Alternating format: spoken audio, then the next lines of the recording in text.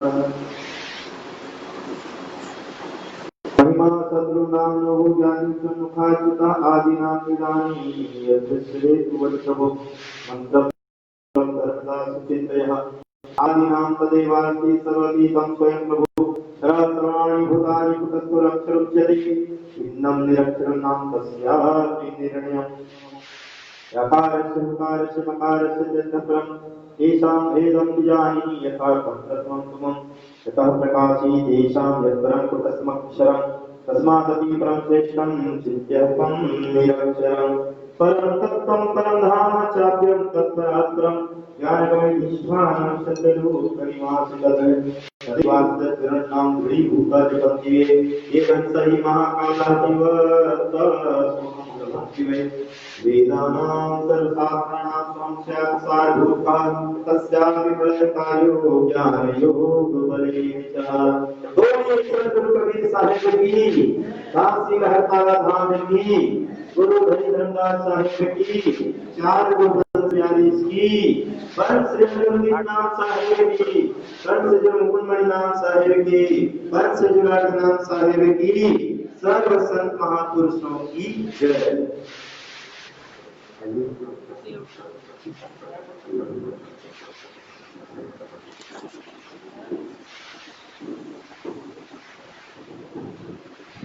यह जो कार्यक्रम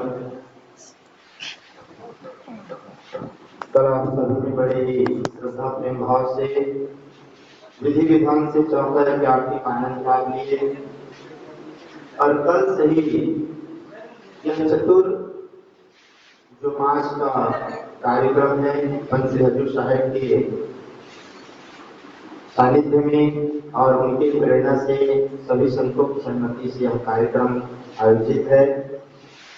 हम उनके सानिध्य में बैठकर बड़े सुंदर चतुर्मास के अवसर पर सुंदर ग्रंथों का भजनों का और आत्मचिंतन हम सब प्रार्थना करेंगे। परम सौभाग्य की बात है हम आप सब यहाँ पे सद्गुरु कबीर प्राकट धाम काशी लहरतारा एवं कबीर बाग आश्रम में बैठकर सद्गुरु के नाम का पवित्र चिंतन और पवित्र मनन को कर रहे हैं। यह कथामृत सद्गुरु कबीर साहब ने एक एक शब्दों में एक एक वाणी बहुत सुंदर ढंग से जैसे माला को जैसे मोती को धागा में पिरोकर सुंदर माला का आकार दिया जाता है, वैसे सद्गुरु ने प्रेम के धागे में पिरोकर शब्दों को हम सबके कल्याण के लिए एक सुंदर एक माला के रूप में हम सबको शोभायमान बनाने के लिए यह सुंदर अवसर प्राप्त किए हैं। सबसे बड़े सौभाग्य के बाद हम सबने नर्तन को प्राप्त किए और नर्तन को प्राप्त करने के बाद हमें अच्छा माता पिता मिले, अच्छे गुरुजन मिले, अच्छा गुरुद्वारा मिला, अच्छा आत्मचिंतन भी मिला और अच्छे सौभाग्य से हम सब पंच श्री हजूर साहिब जो हमारे पंथ के शिखर पुरुष धरा के धरोहर अनंत श्री भूषित अर्धनाम साहिब जी के पावन सानिध्य में हम सब साहिब के वाणी वचनों का आनंद लाभ ले रहे हैं। आप सभी इस व्हाट्सएप, फेसबुक एवं जूम मीटिंग के माध्यम से इस सागर की गहराई में आप लोग भी गोता लगाएंगे। पंच श्री हजूर साहिब के सानिध्य तो आप सबको इस लाइव के माध्यम से प्राप्त हो रहा है, आशीर्वचन और आशीर्वाद भी मिल रहा है, क्योंकि स्थिति और परिस्थिति को ध्यान में रखते हुए यह कार्यक्रम आप तक आपको सुनाया जा रहा है। आपके घर बैठे इस कार्यक्रम को आपको दर्शाया जा रहा है, दिखाया जा रहा है और सुनने सुनाने का अवसर दिया जा रहा है। तो आइए इसी कड़ी में हम दो शब्द चतुर्मास की कैसे स्थापना हुई और चतुर्मास हमारे लिए कौन सा अहम भूमिका रखता है सन्यासियों के लिए एवं सत्संगों के लिए और किन किन धर्मों में इनका बड़े अच्छे से प्रचलन है, इनके विषय में हमारे संत श्री रोही साहब जी आप सबको एक 5 मिनट की भूमिका बनाकर आप सबको सुनाएंगे। बोलिए सद्गुरु कबीर साहिब की जय।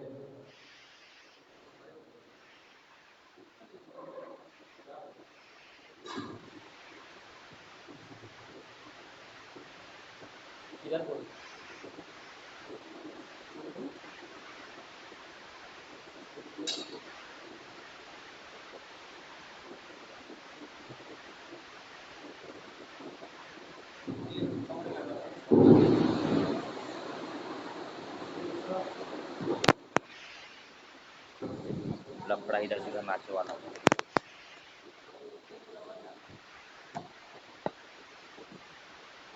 प्रेम से बोलिए सदगुरु कबीर साहेब की जय।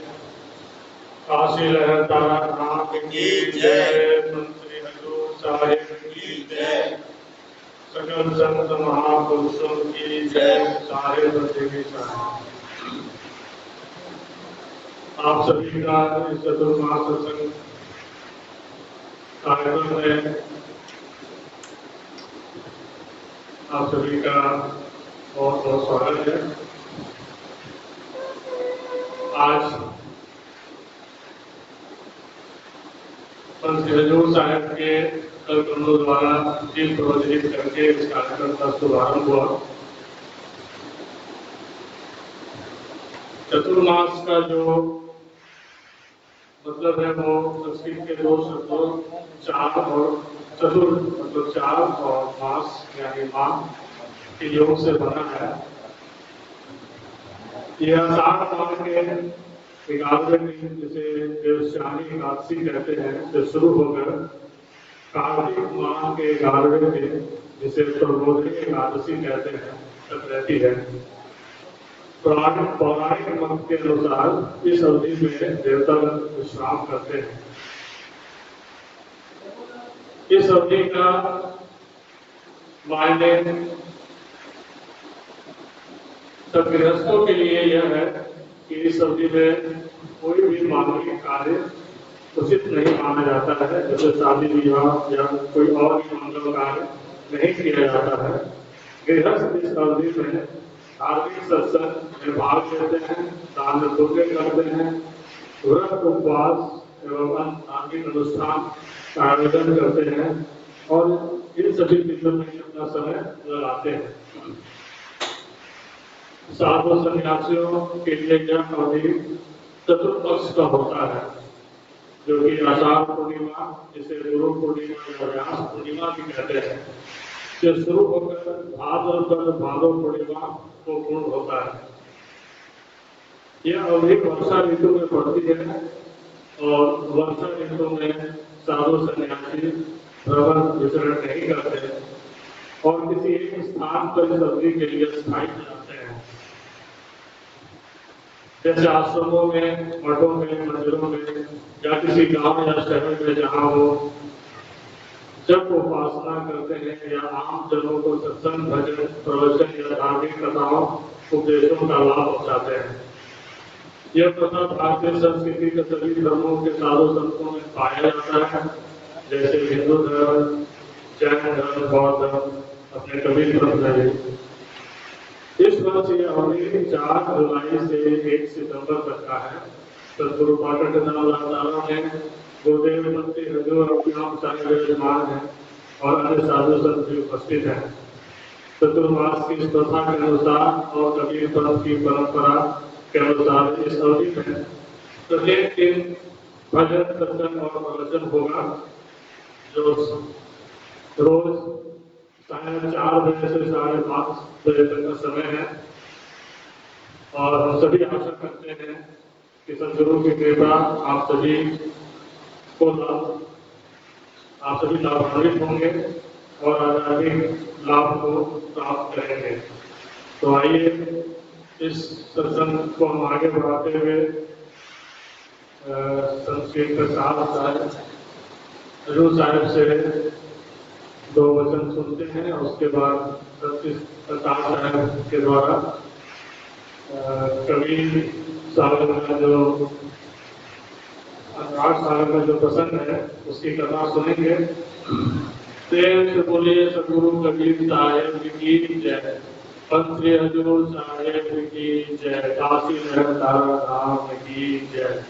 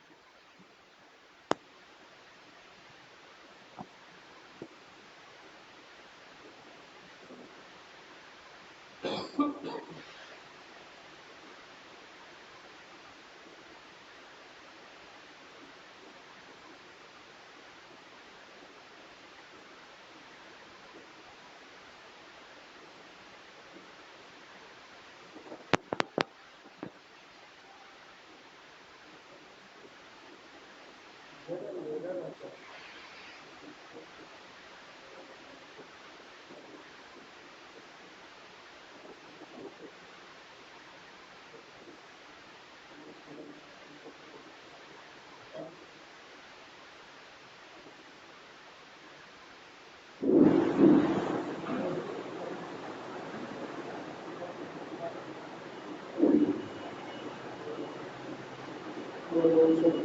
कबीर साहिब की जय गणेश साहिब की जय जय आचार्य गति कबीर स्थान सच्चिदानंद की जय हम श्री ब्रह्म नाम साहिब की जय हम श्री विकास नाम साहिब की जय हम श्री रूप नाम साहिब की जय हम श्री ब्रह्म नाम साहिब की जय नित्यं बोधमयं स्वरूपममलं त्रैलोक्यपूज्यं गुरुं सद्गीतार्थवेद्यसारशीलम् श्रीस्वरूपसंसेवितम् आसीनं रुचिरासने सुखदमे सौम्याकृतिसंयुगम् कमलीलाकृतविग्रहं यतिवरं वन्दे कबीरम्। नमो नमो गुरुदेवो नमो कबीर सतपाल नमो संत शरणागति सकल पाप सतगुरु को कीजे बंदे कोटि को प्रणाम कीर्तन जाने प्रेम को गुरु लिया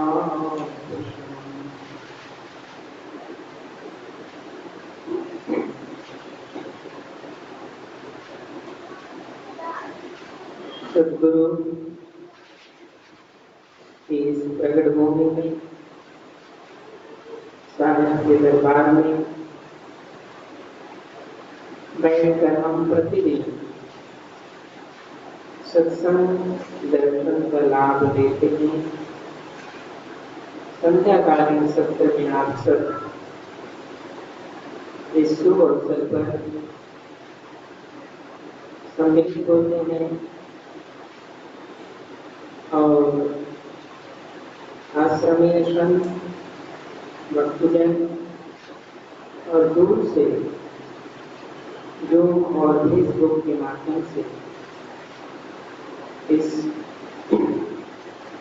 सत्संग का लाभ ले रहे सभी सद्गुरु के परम प्रेमी संत महंत भक्त संतजन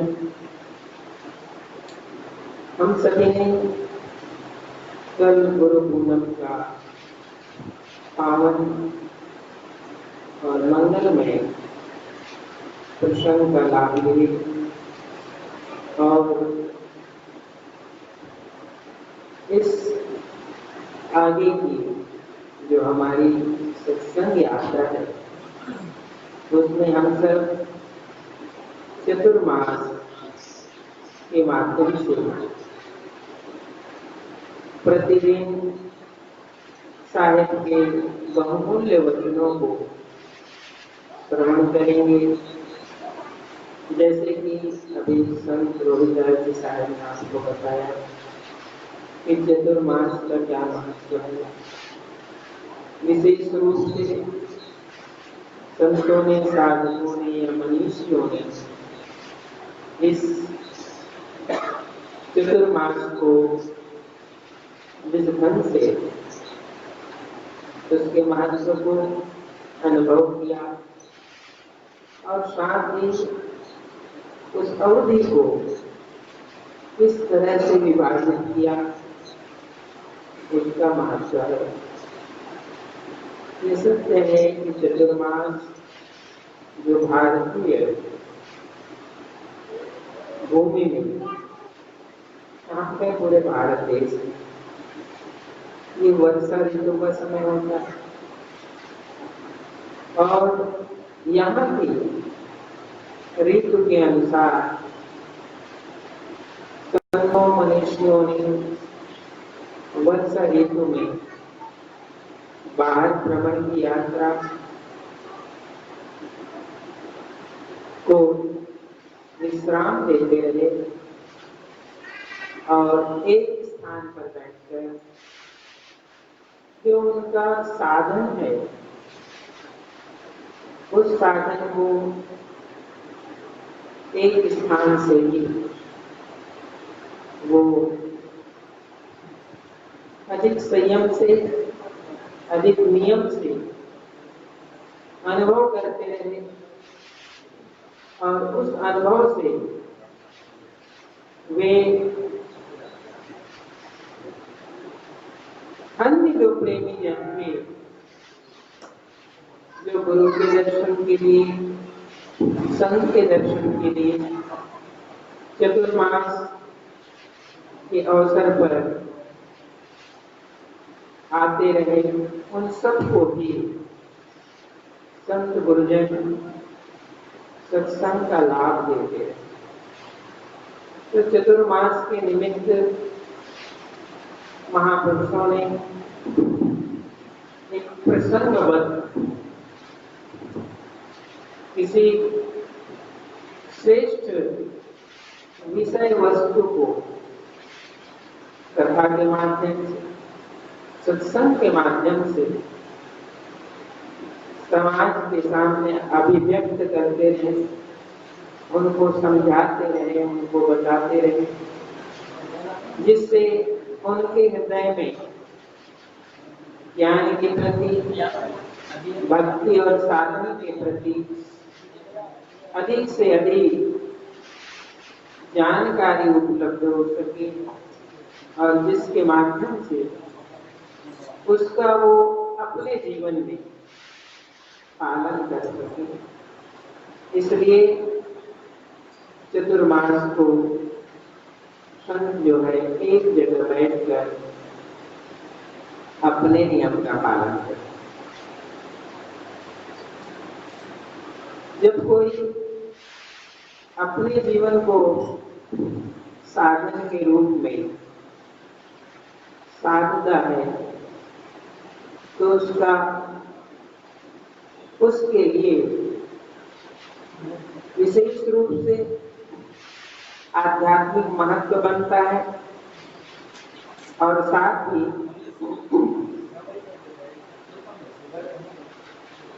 उससे लोगों को भी आध्यात्मिक लाभ तथा सत्संग के माध्यम से मिलता है। तो हम सब सद्गुरु के इस पुण्य भूमि में चतुर्मास के प्रसंग में सद्गुरु के जो अनमोल वचन है, साथी है, शब्द है, कथा प्रसंग है, जीवन दर्शन है, वेद सागर है, इन सभी प्रसंगों को श्रवण करेंगे और विशेष रूप से कोई भी नियम का जब हम पालन करते हैं तो हमारी पूरी चेतना, हमारी पूरी देशना उसके इर्द गिर्द, उसके आस पास और उसका बहुत बड़ा लाभ मिलता है। इसलिए ये चतुर्मास में हम सब साहिब के दरबार में बैठकर सद्गुरु के जीवन दर्शन और उनके उपदेश को संतों के द्वारा श्रवण करेंगे और हम आशा करते हैं कि आप सभी प्रतिदिन जूम और फेसबुक के माध्यम से इस प्रसंग का और इस अवसर का लाभ लेंगे। अपने शब्दों के साथ आगे हम साहिब के गानों को संत सत्कार साहिब के माध्यम से श्रवण करें। बोलो सद्गुरु कबीर साहिब।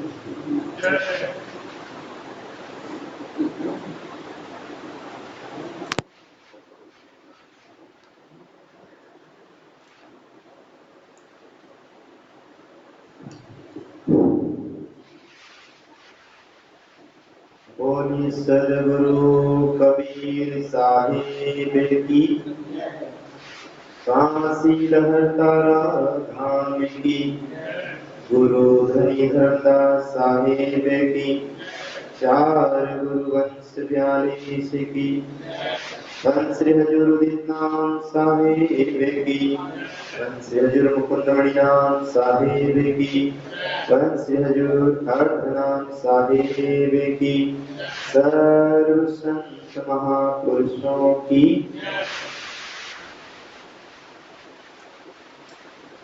अखंड मंडलाकारं व्याप्तं येन चराचरं तत्पदं दर्शितं येन तस्मै श्री गुरुवे नमः। नमः सद्गुरुदेवाय, नमो मंगल रूपिणे, नमः सत्य स्वरूपाय कबीराय नमो नमः। गढ़घटवासी परम पिता परमात्मा सद्गुरु कबीर साहेब, सद्गुरु कबीर साहेब के प्रत्यारोप अनंत श्री घोषित पंथ के शिखर पुरुष धरा के धरोहर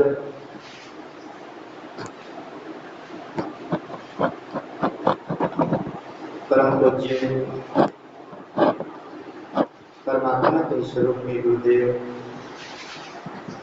अर्धनाम साहब के पावन चरणों में त्रैबंदगी साहिब, साहिबंदगी साहिब और यहाँ पर उपस्थित जितने भी हमारे संत महापुरुष बैठे हैं, सतगुरु साहिब जी, प्रबंधक श्री केशव साहिब जी और हमारे संत श्री रोहित साहिब जी, बली साहिब जी और डॉक्टर श्यामदास जी कर्मचारी साहेब और सभी हमारे विजय जी, भगवत साहेब, श्री बाबा सतपाल जी और हमारे परम स्नेही भक्त श्री सुरेश जी और माता जी और जो भी भक्त जो दूर दराज से आए हुए हैं और इस आश्रम में निवास करने वाले हमारे बाल संत, हमारे संदास जी साहेब और हमारे कमलेश साहिब, विनोद साहिब, सुमित साहिब, सभी जो भी इस आश्रम में निवास करते हैं, आइए पंच श्री हजूर साहिब के सानिध्य में उनकी प्रेरणा से आज हम सबसे प्रथम प्रारंभ करते हैं अनुराग सागर की जो कथा है।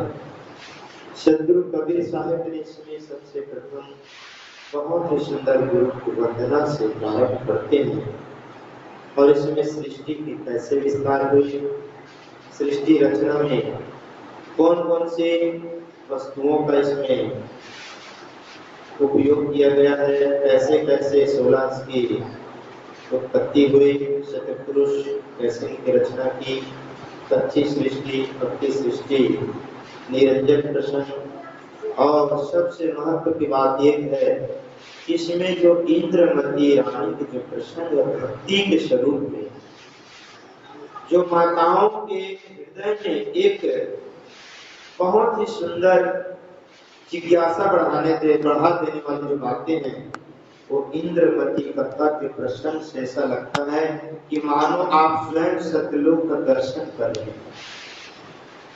बहुत सुंदर अनुराग सागर उनके प्रश्न है और भक्ति कैसी होती है, भक्ति कैसे करनी चाहिए, नाना प्रकार के उसमें उदाहरण दिया है, मेरगा का, पतिंगा का, हिरण का। बहुत सुंदर भक्ति में कसौटी भी दी गई है, कैसे कैसे कसौटी से गुजर के हम भक्ति की उस चरम सीमा को प्राप्त करते हैं। और सद्गुरु कबीर साहिब ने जो भक्ति के झरोखा हमारे धर्मदास जी साहिब हुए, जिन्हें भक्ति के चरम सीमा को पार किया और पार करके मोक्ष द्वार तक पहुंच गया। और हम सबको पहुंचाने के लिए सदगुरु की सामने द्वार हमेशा के लिए खोल के रखा है, साहित्य के माध्यम से, सत्संग के माध्यम से।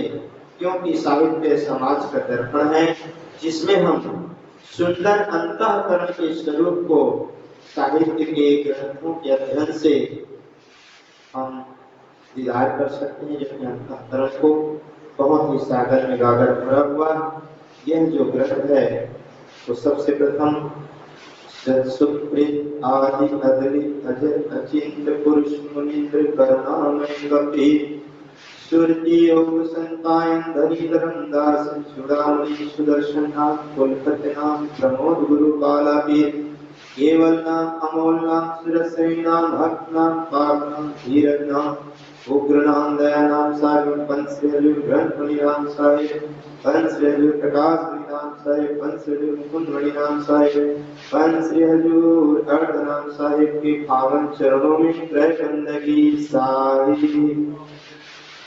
प्रथम वंदो सद्गुरु चरण जिन अगम गम लखाइया गुरु ज्ञान दीप प्रकाश करी बटे भोले दरस दिखाइया जे कारण से धा बचे सो गुरु कृपा से पाइया कह मूर्ति अमी सूरति आदि जाय समाइया कृपा सिंधु गुरुदेव दीन दयालु कृपालु है बिरले पावन घेर जिन चिन्हा प्रगट कहा।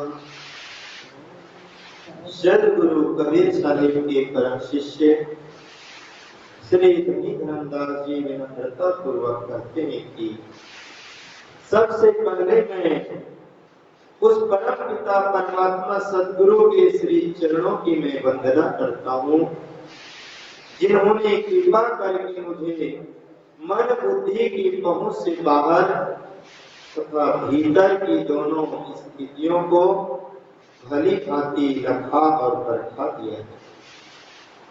सद्गुरु ने अपने सत्य ज्ञान रूपी दीपक के दिव्य प्रकाश से मेरे हृदय के अंधकार रूपी पर्दे को हटाकर मुझे निज चैतन्य स्वरूप एवं सत्य पुरुष का साक्षात्कार करा दिया, दर्शन करा दिया, दीदार करा दिया, जिसकी प्राप्ति के लिए बड़े बड़े योगी तपसी सिद्धि मुनिजन पसते तपते रहे, अर्थात अंतिम सांस तक प्रयासरत रहे, और फिर भी वो लोग असफल रहे। वह पुण्य परमात्मा दर्शन मैंने गुरु कृपा से सहज पा लिया। ये मेरे गुरु की बड़ी भक्ति मेरे शीश पर कृपा है, आशीर्वाद। सत्य पुरुष परमात्मा जिसके आकार प्रकार को शब्दों में कहा नहीं जा सकता, तथा जो अमृत अविनाशी सुरति स्वरूप आनंदमय है, मैं उसमें जाकर समा गया, अर्थात जीवन मोक्ष हो गया। धनीधरमदास जी अपने आप को धन्य धन्य करते हुए सद्गुरु की बड़ी सुंदर स्तुति की है। गुरुदेव दया के सागर हैं, मेरे गुरुदेव कृपा के सागर हैं, मेरे साहिब करुणा के सागर हैं, दीन जनों पर दया करने वाले महान कृपालु हैं, वे कोई बिरले उनके अनन्य शरणागत भक्त उनके भेद को जान पाते हैं, और कोई उनकी कृपा से जो जहां पर भक्ति भाव से उन्हें पहचान कर समझता एवं सुमरण करता है, वहां से साक्षात प्रकट हो जाते हैं, अथवा ज्ञान स्वरूप में उस साधक के अंतःकरण में उभर जाते हैं। हरे कृपा में जीवन में सर्वाधिक महत्व ज्ञान का है। सब कुछ पास होते हुए भी यदि ज्ञान न हो तो सब व्यर्थ है। ज्ञान से जगत में सुखपूर्व जीते हुए अंततः मोक्ष पद को प्राप्ति होती है। ज्ञान के प्रदाता गुरु हैं। उन्हीं की कृपा से मुमुक्षु जन ज्ञान प्राप्त कर भ्रम मुक्त होता है।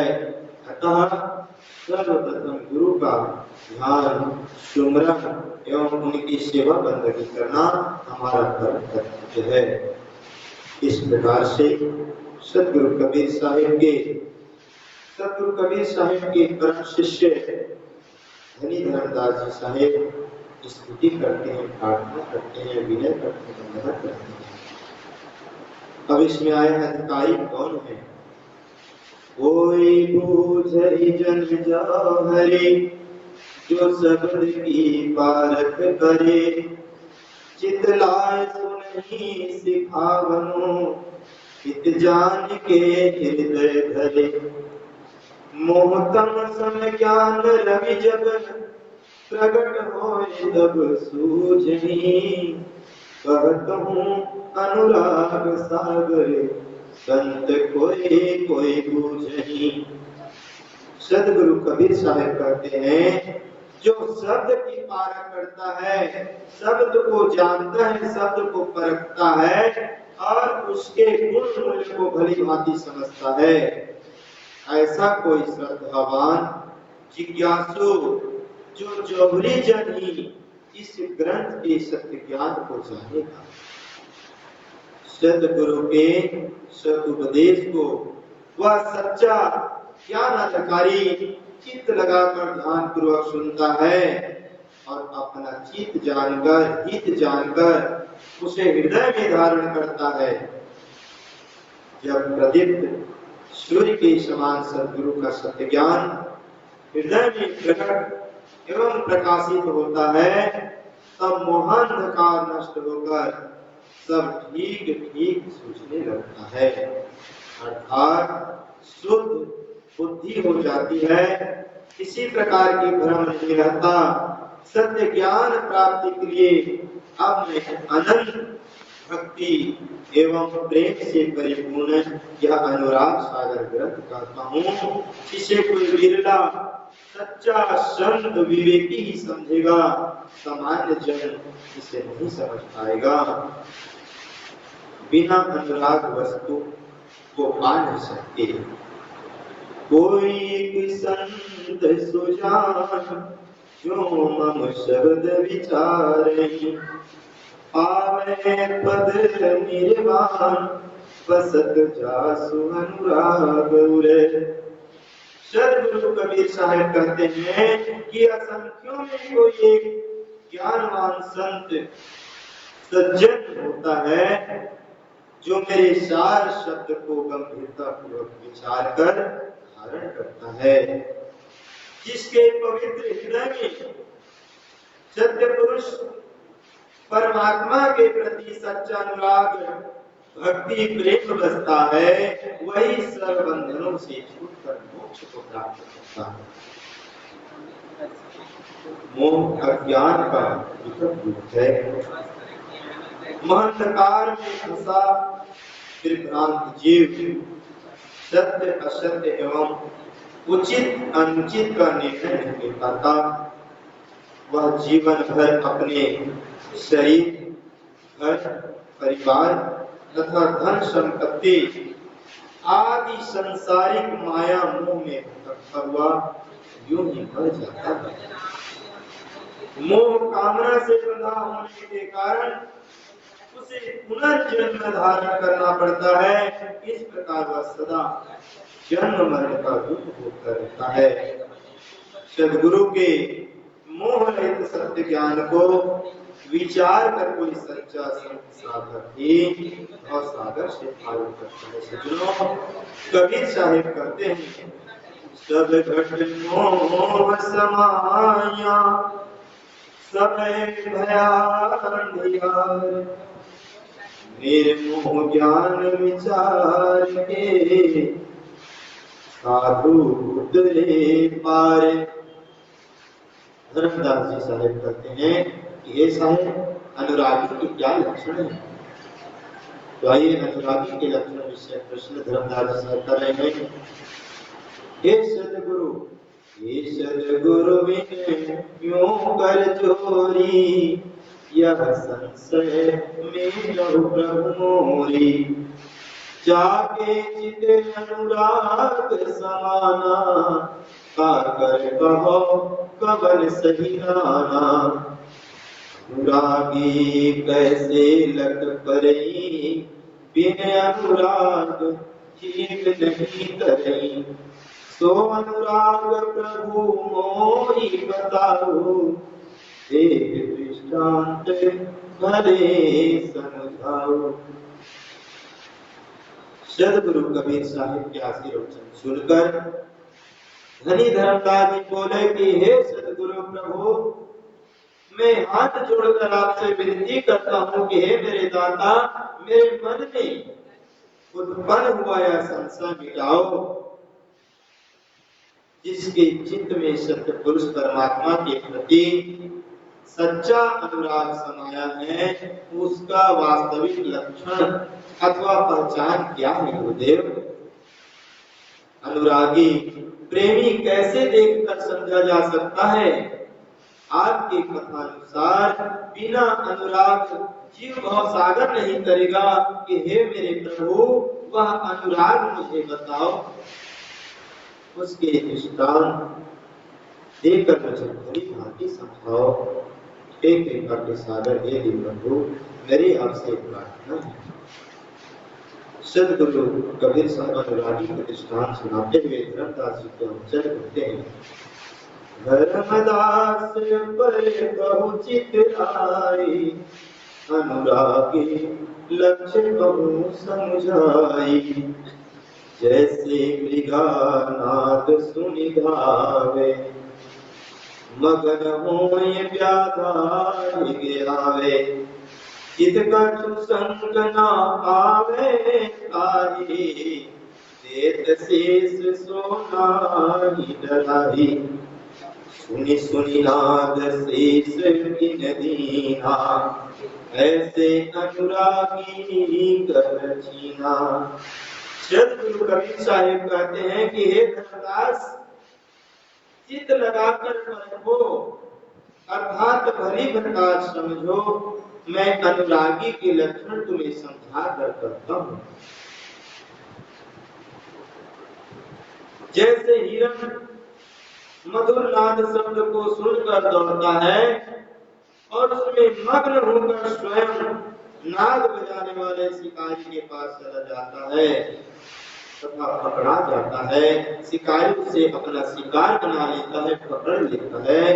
उस मनोहर नाद स्वर के सुनने में मस्त हिरण की चित्त में अपने पकड़े जाने के अथवा मरने की तनिक भी शंका नहीं होती। वह उसमें इतना तल्लीन हो जाता है कि शिकारी के पकड़ लेने पर भी अपना शीश देते हुए नहीं डरता है। इस प्रकार से सदगुरु कबीर साहिब भक्ति के लिए, अनुरागी के लिए यह लक्षण बता रहे हैं। जिस प्रकार नाद शब्द को सुन सुनकर मस्त हुए हिरण ने शिकारी को अपना शीश दे दिया, ऐसे ही सच्चे अनुरागी प्रेमी को चिन्हो अर्थात पहचानो। स्वाभाविक रूप से हिरण नाद शब्द का महान प्रेमी होता है। उसे पकड़ने के लिए शिकारी जाल बिछाकर स्वयं छिप जाता है तथा सुरीला नाद शब्द गूंजाता है। वह हिरण उस नाद के सुनने में मग्न हुआ शिकारी के जाल में फंस जाता है और मारा जाता है। आशा यह है कि जैसे नाद शब्द में मग्न हिरण निर्भीक भाव से शिकारी को अपना शीश कटवा देता है, वैसे ही सच्चा अनुरागी अपने परम उद्देश्य सत्य पुरुष परमात्मा अनुराग में स्वयं को समर्पित कर अपने जीने मरने की परवाह नहीं करता। सदगुरु कबीर साहेब अनुराग प्रेम का भल ऊंचा बताते हुए कहते हैं कि जब अपना शीश काट कर सदगुरु के चरण में रखे तब ही उसमें कोई संत साधक बैठ सकता है। यह तो घर है प्रेम का ऊंचा अधिक कंद, शीश काट पग तर धरे तब बैठे कोई संत। अब आइए आगे सदगुरु कबीर साहेब पतिंगा का दृष्टांत दे रहे हैं। और पतंग को जैसो भाऊं ऐसे अनुरागी पुर आयो।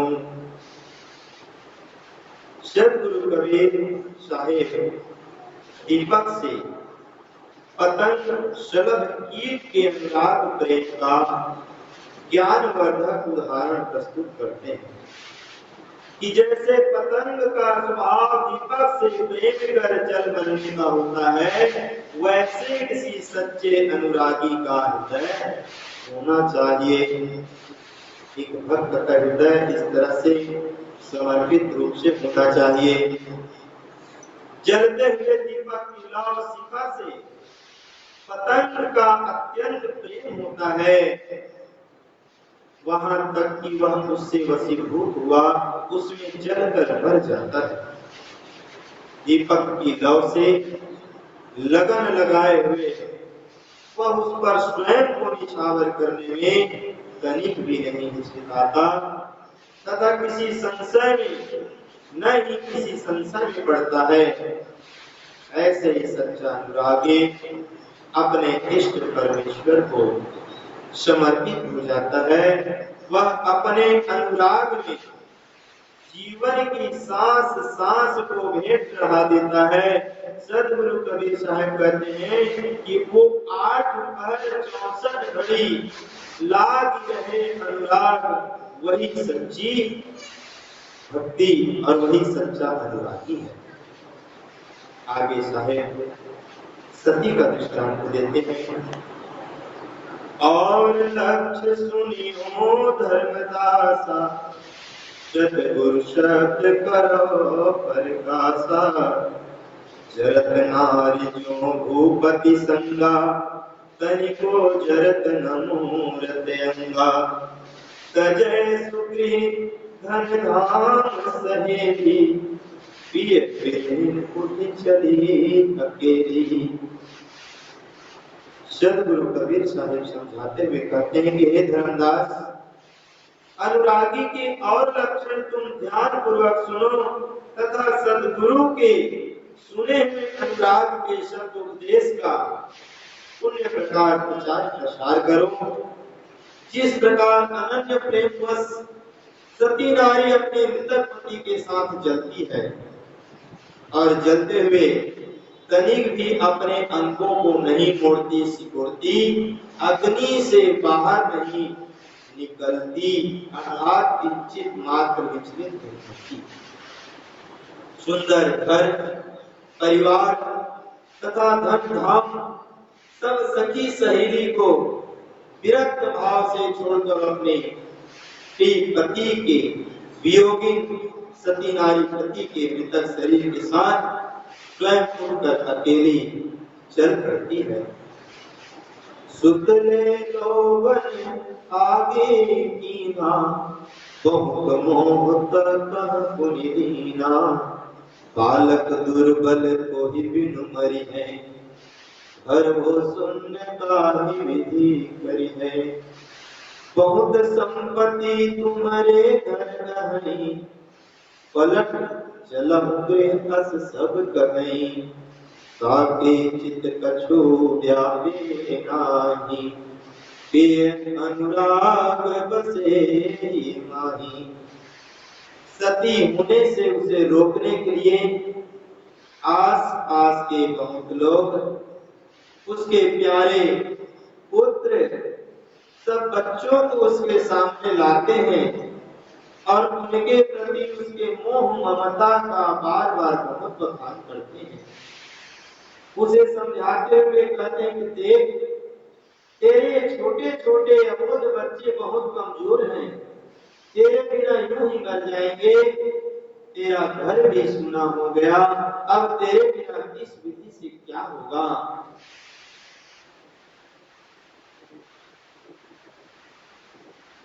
विचार कर कि तेरे घर में बहुत सी धन संपत्ति है, निराश न और वापिस घर लौट चल। ऐसा सब उसे कहते समझाते, परंतु उसके चित्त में उन लोगों के समझाने का कुछ भी अंश व्यापता अर्थात किसी का कोई प्रभाव नहीं पड़ता। उसके हृदय में तो केवल अपने प्राणपति का अद्वितीय प्रेम ही बसता है और उसे कुछ नहीं सूझता। एही बहुत कही समझावही, नहीं नारी समझत सोधनी। नहीं काम है धन धाम सो, कछु मोहि तो ऐसी बनी। जग जीवनादि चारि है, वो न्यायी साथी अंत को। यह समुझ देखियो हे सखी, साते कहियो पद कंत को। उसको सबने बहुत कहा, समझाया, परंतु अपने पति प्रेम की धनी वह वियोगिनी सती नारी किसी की कोई बात नहीं समझी। वह अविचलित भाव से उत्तर देती है, अपने पति के वियोग में मैं कुछ ऐसी दीवानी बनी हूँ कि मुझे कुछ नहीं सूझता सकी। धन धाम आदि से अब मेरा कोई काम नहीं है बहन, अर्थात मुझे किंचित मात्र भी कोई चाह नहीं है। इस जगत में 4 दिन का जीना है, 4 दिन रहना है, 4 दिन की जिंदगी है, फिर अंत में मृत्यु के समय कोई किसी का साथी नहीं होता, सब छूट जाता है, अकेले ही जाना होता है। इस प्रकार हे सखी, मैंने सब भली भांति विचार विवेक पूर्वक समझ कर देख लिया और तब इसीलिए मैंने अपने पति के श्री चरणों को पकड़ा है, अर्थात पति संग सती होने का निश्चय किया। लियो पिया कर्मा जाए सराहू पर चढ़ी, गोद लियो निज नाम राम नाम कहते जरी। ऐसा कहकर वह पति प्रेम अनुरागी सती अपने पति के मृतक शरीर के हाथ में लेके चिता पर चढ़ गई और प्राणपति के शव को गोद में लेकर सर्वधा अंतर्यामी सत्य नाम कहते जपते जपते हुए चिता अग्नि में जल गई। सती नारी सदा अपने पति के संग परम सुख का अनुभव करती है। हर स्थिति में पति ही उसके लिए सब कुछ होता है, अतः पति के मरणोपरांत भी अनुराग बस उसके साथ सती होने को उसे कोई संकोच नहीं होता। वह अच्छी प्रकार की समझती है यह मनुष्य जीवन मात्र 4 दिन का है, अर्थात बाल्य, कुमार, यौवन एवं बुढ़ापा। मनुष्य जीवन की 4 दशाओं को पार करते हुए यह शरीर छूट जाता है और छूट ही जाना है, अतः वह जीवन में से मोह कदापि नहीं करती और संसारिक सुख साधनों, घर परिवार तथा जन समाज की ओर भी आकर्षित नहीं होती। यही उसकी महान तपश्चर्या एवं भक्ति है। अपने पति परमेश्वर के हित सती नारी का ऐसा अनूठा अनुराग धन्य है जो कि प्रेम एवं भक्ति की पराकाष्ठा है। समस्त संत भक्तों के लिए यह एक आदर्श का उदाहरण है। अनुराग अपने इष्ट सदगुरु के प्रति हो, देश के प्रति हो अथवा अन्य किसी शुभ लक्ष्य के लिए हो, वह अत्यंत प्रभावशाली होता है। इसकी महती एवं मतवालापन अद्भुत होता है। सच्चा अनुरागी अपने दृष्टांत अनुसार और दृष्टांत के अनुराग में, अपने इष्ट के प्रेम में संसार की सब मर्यादाओं को लांघकर अपना उत्सर्ग बलिदान कर देता है। वस्तुतः जब तक हृदय में सच्चा अनुराग उत्पन्न नहीं होता, तब तक यथार्थ साधना सिद्धि नहीं होती। सदगुरु कबीर साहब कहते हैं कि जिसके चित्त में अनुराग है, उसी मनुष्य को ज्ञान मिलता है, चाहे करोड़ों उपाय करे, किंतु बिना अनुराग ज्ञान मोक्ष नहीं पा सकते। जाके चित्त अनुराग में ज्ञान मिले नर सोए, बिन अनुराग न पावनी, कोटि करे जो कोई। धर्म ये अनुराग की वाणी, तुम तक देख बहुत लिसानी। आगे सदगुरु कबीर साहब कहते हैं कि अनुरागी के लक्षण को सदगुरु कबीर साहब कह रहे हैं कि हे धर्मदास, यह अनुराग की मधुर वाणी, उपदेशात्मक दृष्टांत मैंने तुम्हारी परम जिज्ञासा को देखते हुए पूर्णतः छान कर रखा, शुद्ध निर्णय कर लिया है। इस प्रकार से सदगुरु कबीर साहब भक्ति के मार्ग में कौन कौन से कैसे कैसे लव लगाते हैं, कैसे कैसे अपने कुर्बानी देते हैं, समर्पण करते हैं। इस प्रकार से सदगुरु कबीर साहब ने कहा, उपर्युक्त दृष्टांत का बड़ा बहुत ही सुंदर और उचित भाव आगे और हमें सुनने को मिलेगा। आज यही इस कथा को विश्राम देते हैं।